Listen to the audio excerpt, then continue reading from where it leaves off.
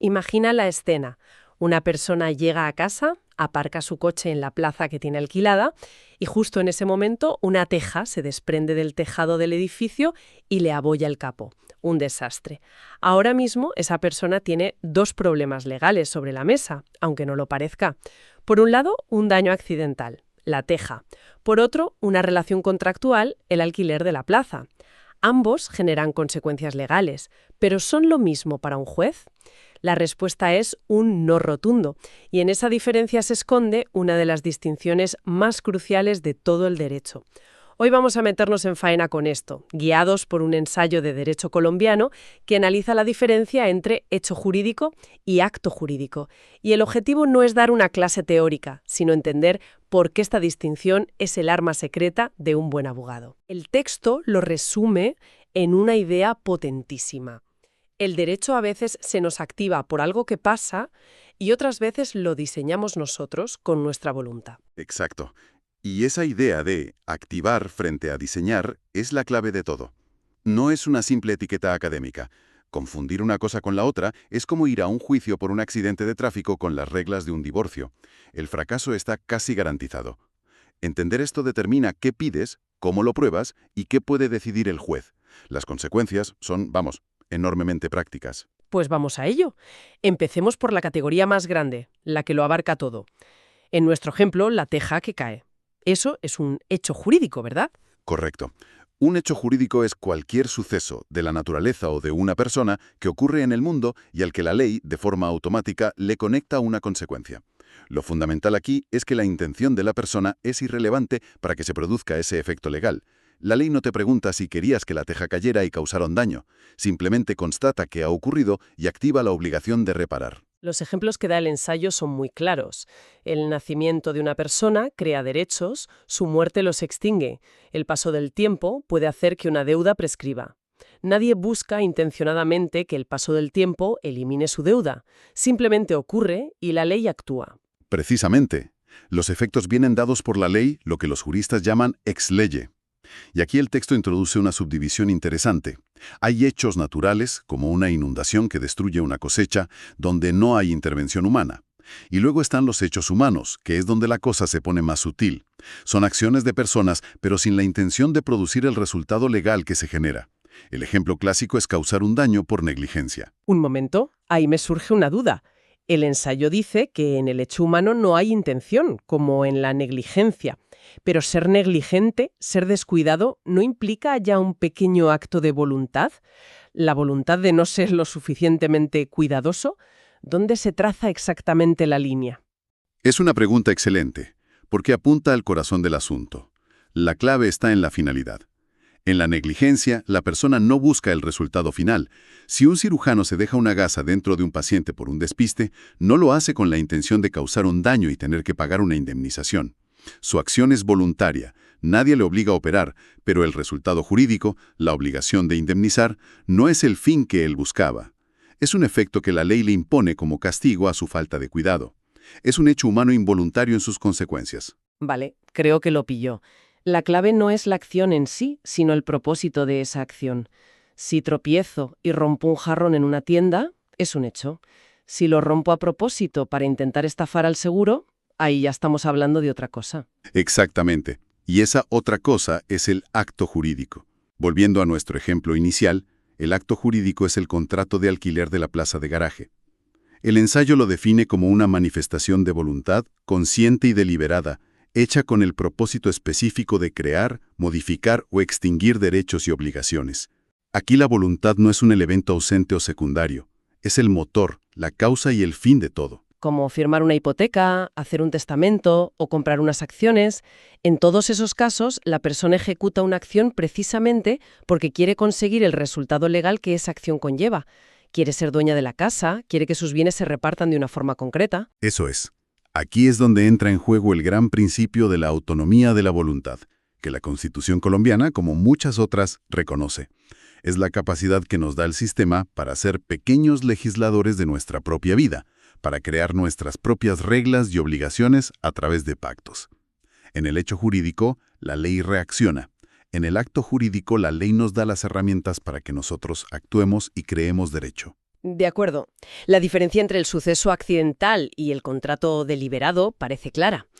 Pero entonces llego a una frase del ensayo que me ha hecho cortocircuito. Dice: todo acto jurídico es un hecho jurídico. Pero eso es una paradoja. ¿Cómo puede algo ser una cosa y su contraria a la vez? Si un contrato es un acto, ¿por qué insistir en llamarlo también un hecho? Porque no es una relación de contrarios, sino de continente y contenido. Piénsalo como si el hecho jurídico fuera una caja enorme, en la que cabe cualquier suceso con relevancia para el derecho. Dentro de esa caja enorme hay una caja más pequeña y especial, la de los actos jurídicos. Todo lo que está en la caja pequeña está, por definición, dentro de la grande. Es una relación de género y especie, como dice el texto. Exacto.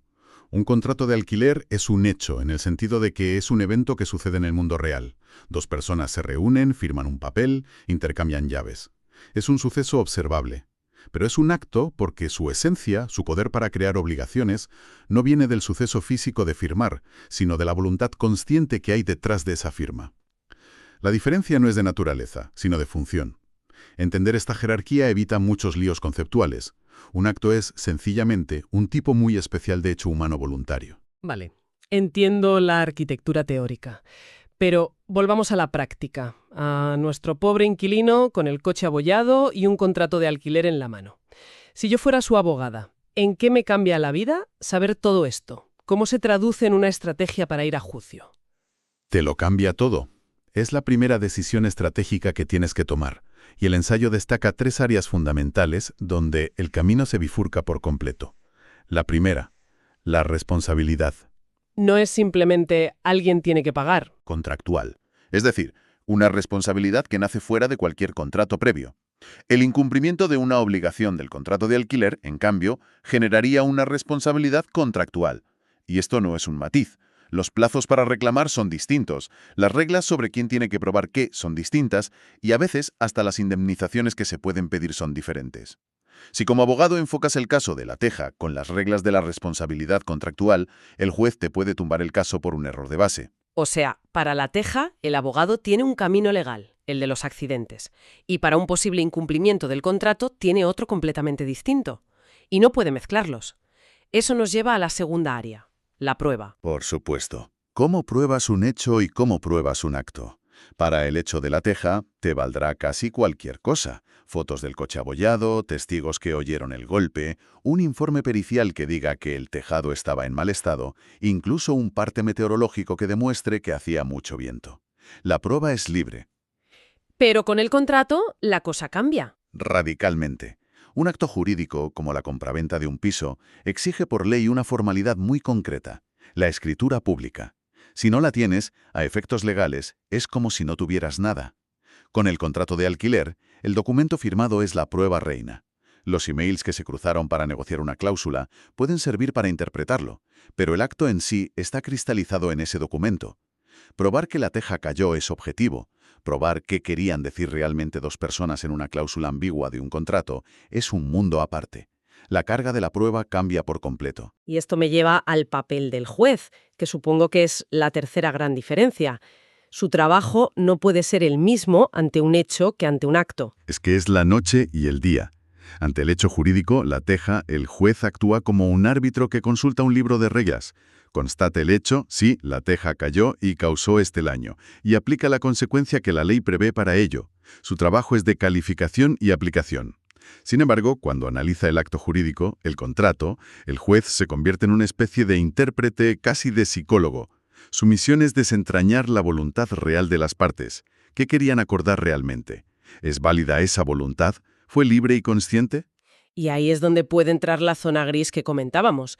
Porque, ¿y si esa voluntad estaba viciada? Si nuestro inquilino firmó el contrato bajo presión o basándose en información falsa que le dio el propietario.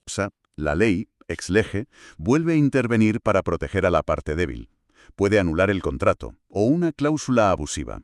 Esto demuestra que los dos conceptos están en un diálogo constante. La autonomía de la voluntad es la regla general en los actos, pero la ley siempre está vigilando, lista para activarse como un hecho jurídico si esa voluntad no cumple unos mínimos de justicia y libertad. No es un poder absoluto. El ensayo es muy tajante con esto. Cita una frase que me pareció brutal. El jurista senior no discute etiquetas, estructura la imputación jurídica desde la fuente correcta del efecto. Es que esa es la esencia. Un abogado novato puede perderse discutiendo si esto es un hecho o un acto. El abogado experimentado sabe que esa no es la discusión. La pregunta es, ¿la obligación que reclamo nace de la ley reaccionando a un suceso? ¿O nace de un acuerdo de voluntades? Una vez que tienes esa respuesta, todo lo demás, la demanda, las pruebas, los argumentos, cae en su sitio como un dominó. Es el cimiento sobre el que construyes todo el caso. En resumen, si tuviéramos que destilarlo, la gran línea divisoria es la voluntad. El hecho jurídico es el derecho que se activa solo, como un sensor de movimiento. El acto jurídico, en cambio, es el derecho que diseñamos nosotros, como si fuéramos arquitectos de nuestras propias obligaciones. Y uno que de verdad entiende cómo funciona el sistema. Y todo esto me deja con una última reflexión, algo para darle vueltas. El análisis se centra en el derecho colombiano, pero esta idea es universal. Y si la traemos a nuestro mundo de hoy, todos hacemos clic en acepto los términos y condiciones de una aplicación o una red social, a veces varias veces al día. Jurídicamente, eso es un acto jurídico perfecto, una manifestación de nuestra voluntad que nos vincula a un contrato de cientos de páginas que nadie ha leído. Pero si lo pensamos fríamente, ¿es una voluntad real, consciente e informada? ¿O estamos creando una nueva categoría de hecho jurídico disfrazado de acto, donde el suceso del clic activa unas consecuencias legales, pero la voluntad de diseñarlas es casi una ficción? Es la gran pregunta del derecho digital. ¿Hasta qué punto ese acto es verdaderamente un producto de la autonomía de la voluntad o se parece más a un hecho, cuyas consecuencias simplemente asumimos sin control? Es un debate fascinante y que está lejos de resolverse.